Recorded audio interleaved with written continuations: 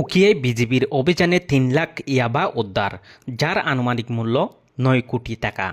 কক্সবাজারের উকিয়া সীমান্তবর্তী এলাকায় অভিযান চালিয়ে মালিকবিহীন ৩ লাখ পিস ইয়াবা ট্যাবলেট উদ্ধার করেছে উকিয়া ব্যাটালিয়ন ৬৪ বিজিবি। উদ্ধারকৃত ইয়াবার আনুমানিক মূল্য ৯ কোটি টাকা বলে জানিয়েছে বিজিবি।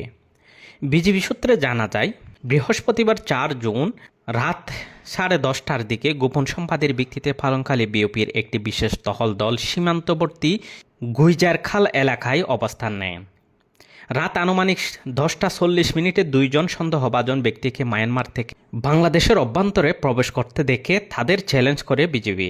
এ সময় চোরাকারবারীরা বিজিবির উপস্থিতি টের পেয়ে পালিয়ে যাওয়ার চেষ্টা করলে বিজিবি নন লেথাল অস্ত্র থেকে 1 রাউন্ড গুলি ছুড়ে। পরে চোরাকারবারীরা তাদের বহন করা 2টি ব্যাগ ফেলে মায়ানমারের দিকে পালিয়ে যায়।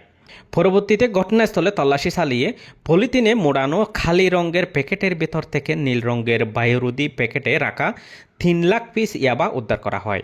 তবে দীর্ঘ তল্লাশি চালিয়েও অন্য কোনো অবৈধ সামগ্রী পাওয়া যায়নি। উকিয়া ব্যাটালিয়নের অধিনায়ক জানান, মাদক ও চোরাচালান প্রতিরোধে কঠোর অবস্থানে রয়েছে। ভবিষ্যতেও এ ধরনের অভিযান অব্যাহত থাকবে।